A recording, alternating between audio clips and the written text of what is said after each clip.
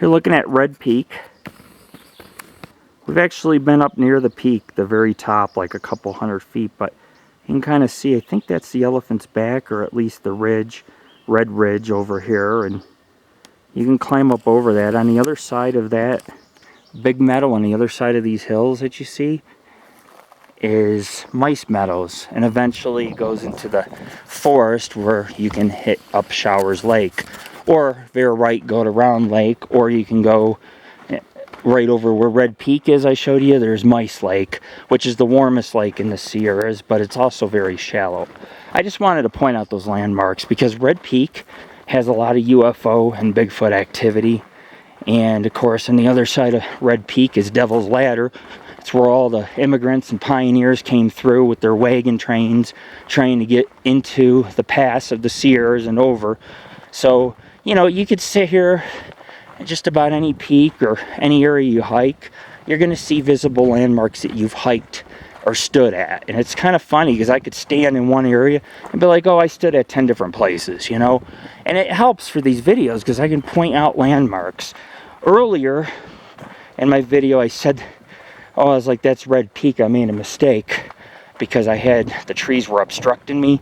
The peak to the left is Red Peak. And then the peak to the right, I never really looked it up because it's not listed. So I don't know what that's called. But those are some high peaks. That's the high Sierras. We're below those peaks by about 1,000 feet. But we're still in the high Sierras hiking. I mean, just because we're at a lower elevation don't mean we're still not, you know, at 8,000, 9,000 feet at times. But this area is probably about 7,500, 8,000 where we're at. But we were much higher at Scotts Lake.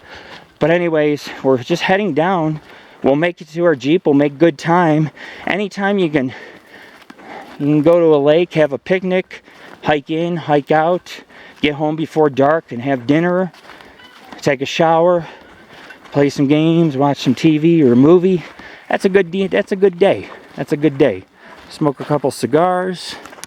I mean, that's what it's about in life. Just having a good time, just living life. Nature makes me happy. Helps my PTSD. Makes me calm when I see butterflies. Calm when I see chipmunks and things. I'd rather be with chipmunks and people. I'd rather pretend to climb the rocks and act like Sasquatch than deal with most people. I'll tell you what, it's been a lousy 2 weeks. Lousy 2 weeks. We've had so many nice supportive comments from paranormal groups and people about our work. We've also had some people hate on us for no reason. You never want to hate on anybody you don't know. Or if you don't know the research, or, you know, you can research me, research our website, you'll see. We do credible, great work. We also restore cemeteries and pick up garbage and fix them up, and we do a lot of good deeds, and we work with nature, and we treat everything with respect.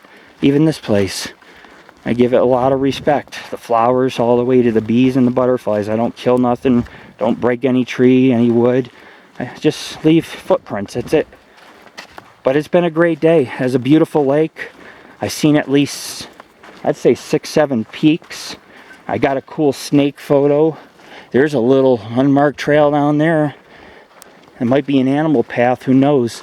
Didn't find no tracks, but I did find a giant rock removed out of the dirt. And the teepee, although it was man-made, it was still cool to go stand in it and take a look and see how somebody actually, a survivalist, built that with their hands.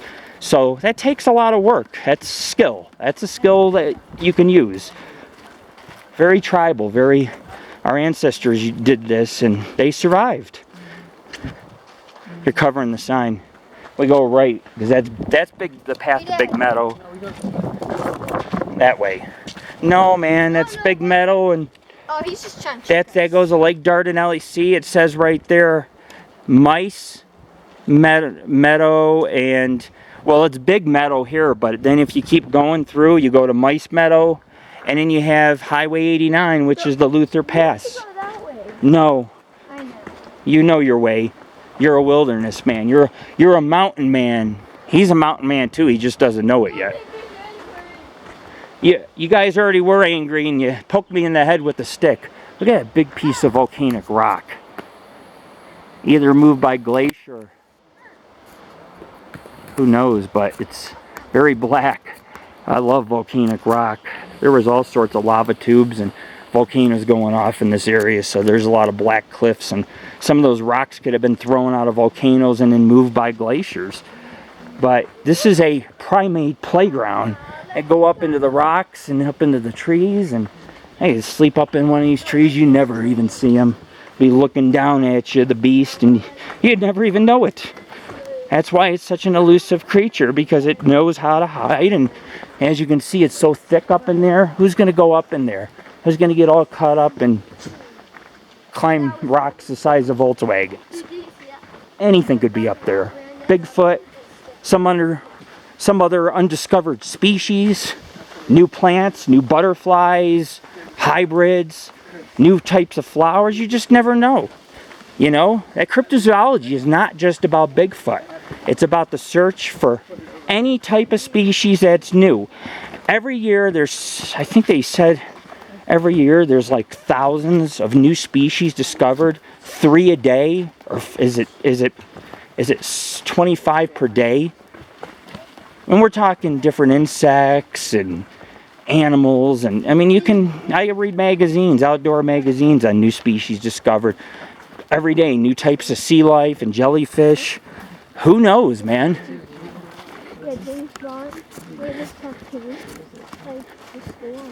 And you know, you got the great white shark, but you also have his predecessor, who perished they said in the prehistoric times. Recently, they found a whale 50 feet that had a giant bite mark out of it, and they said that the jaws of this shark had to be bigger than a pickup truck. Sharks that big. Imagine being in the ocean. That's a scary shark when it can swallow you whole. But there are new species even in the ocean, not just the woods. I'm filming, man. I want to tell you something. Okay, I'm filming. You ready? Yes. There's always going to be new species. This is a big planet.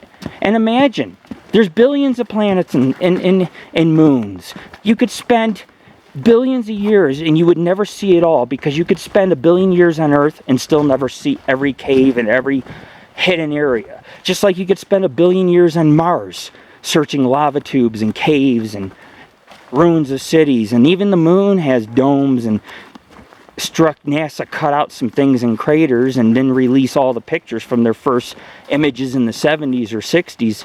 It was the 60s. They took 4,000 images and only released some because they had anomalies. Even in the astronaut photos, there was anomalies and things cut out.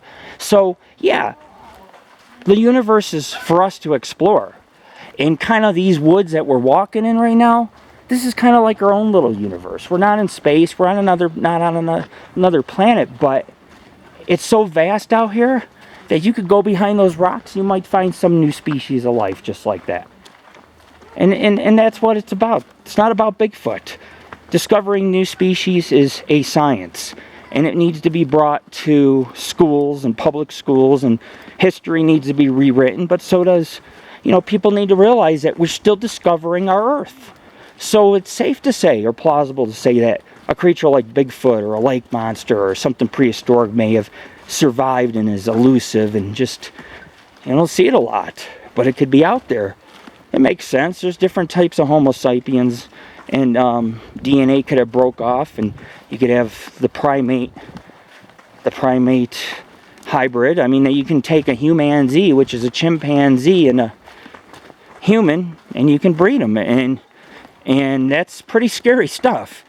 So, I mean, in Florida, they got monkeys living in the woods from the circus. Wow, look at that peek through the trees. Beautiful. This is Lord Rick.